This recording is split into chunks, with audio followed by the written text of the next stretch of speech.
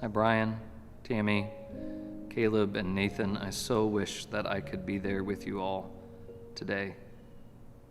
To all the family and friends gathered together, thank you for being here. I'm Dan Gutman, pastor of Zion Lutheran Church in Lima and a friend of the Johnsons. And I'm coming to you from our church's sanctuary, a holy and sacred space, because it reminds me of Logan. Not because Logan was particularly fond of churches, but because Logan was holy and sacred. And I'm wearing all of my pastoral gear because this stole and these robes carry a certain depth and weight and authority with them. And I wanted to be wearing them when I shared a message with you, so that these words would also carry the full depth and weight and authority of my role as a pastor. It's the message I sent to Logan when he first publicly came out in high school. I said, I just saw your Facebook post and wanted to say that I'm so proud of you. Your bravery and courage is inspiring. God created each of us with an immense capacity to love. I'm so happy that you have discovered and claimed the way God has built you to give and receive love. Lean into it. People will want to ridicule you, discourage you, and even hate you for it, but they cannot stifle your love unless you let them. Resist the urge to retaliate in anger. You have discovered the fullness of love. Nothing can defeat it. It's the same love that brought Christ out of the tomb. That love is beating fully in you, no longer hidden, but flowing out of every part of your being. Celebrate it and share it. You may hear messages that suggest that you don't belong in the church or that God disapproves of your love, but that is bullshit. And if you ever want to talk more about that, I'm here for you. And that's not just my opinion, but the opinion of lots and lots of biblical scholars who are much, much smarter than me anyway. This is just a really long way of saying, I'm proud of you.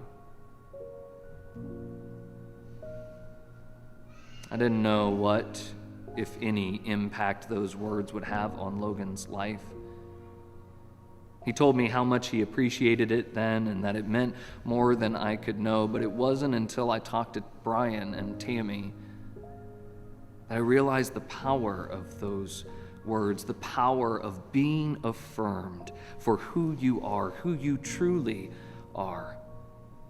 And so for anybody else who, like Logan, is trying to live fully into who they are, who they were created to be, especially to all of my beloved LGBTQIA plus siblings, let me be clear. Your queerness is not a liability. It is a gift. Your queerness is holy and sacred and beautiful. God does not love you in spite of who you are. God loves you because of who you are. So claim it and celebrate it and share it, because that's the legacy that Logan leaves behind. He was fully himself, unapologetically himself. But one of the other reasons I wanted to wear these robes is because one of my favorite stories about Logan is when he took his mom Tammy to a drag show in Las Vegas.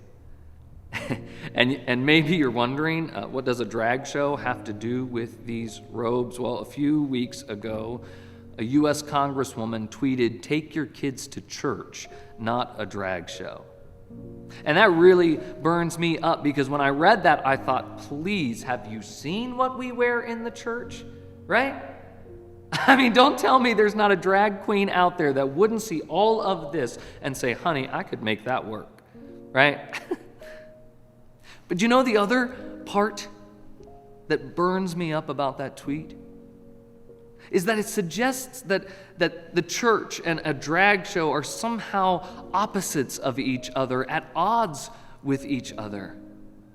But in that story about Logan taking Tammy to a drag show, first he made her sit in the very front row, which meant that they would inevitably get picked on by the MC, right? And that, of course, once again, Logan would be the center of attention in the room.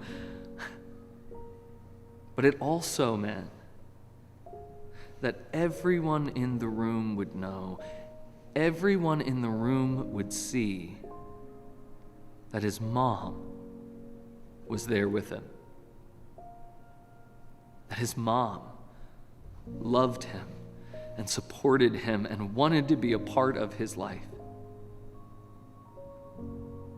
And as much as the MC did pick on them that night, she ended up looking Logan up on Facebook later to say how sweet it was to see his mom there with him. Friends, that is sacred and holy space.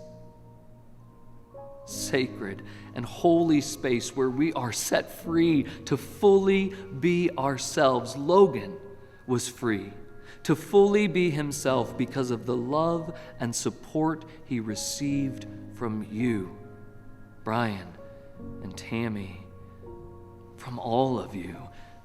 That's what love can do. That's the kind of freedom we should experience in every holy and sacred space, most of all in the holy, sacred space of our hearts. That's the legacy that Logan leaves behind. A legacy that lives on in each and every person he knew and loved, the kind of love that I believe comes from God. Wherever you believe it comes from, don't let it end with you. Don't let this grief-stricken moment close you off or barricade your heart, because just like Logan, it is the most beautiful, sacred, and holy part of you.